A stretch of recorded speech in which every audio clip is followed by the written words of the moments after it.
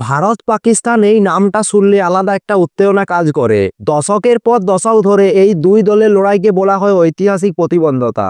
এটা হলো ক্রিকেটের সেরা যুদ্ধ, কিন্তু ভারতের অধিনায়ক সূর্যকুমার যাদব এই ধারণাকেই ভেঙে দিলেন। পরপর দুটি ম্যাচ পাকিস্তানকে হারানোর পর তার এই মন্তব্য ক্রিকেট বিশ্বে ঝড় তুলেছে।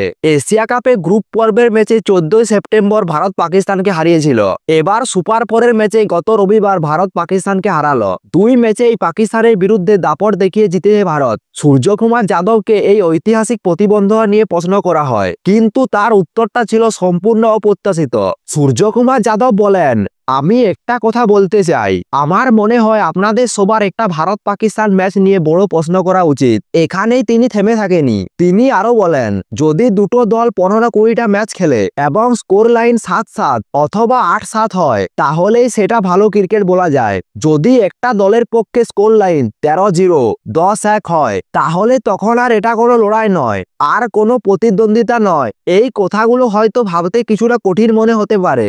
গত 15 বছর ধরে ভারত পাকিস্তানের উপর যে আধিপত্য বিরাজ করছে, সেই পরিসংখ্যানই তার পেছনে আসল কারণ।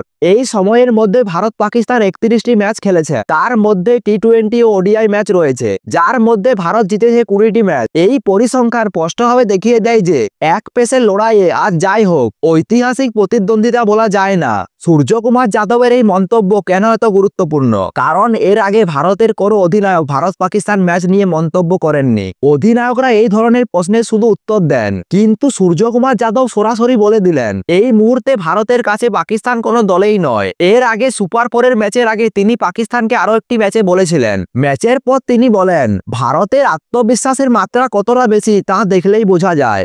একটা সময় ছিল যখন ভারত পাকিস্তান ম্যাচ মানেই ছিল টান টান উত্তেজনা, শেষ বল পর্যন্ত অনিশ্চয়তা, কিন্তু এখন পরিস্থিতি সম্পূর্ণ ভিন্ন।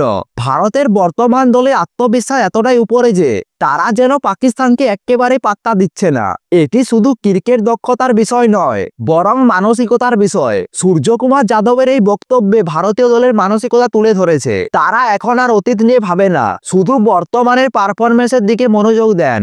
আপনারা কি মনে করেন, সূর্যকুমার যাদবের এই মন্তব্য কি ঠিক, নাকি এই ধরনের মন্তব্য করা উচিত হয়নি? ভারত পাকিস্তানের আগের প্রতিদ্বন্দ্বিতা কি হারিয়ে গেছে? আপনাদের মতামত অবশ্যই কমেন্টে জানাতে ভুলবেন না। আমরা আপনাদের মতামত জানার জন্য অধীর আগ্রহে অপেক্ষা করছি।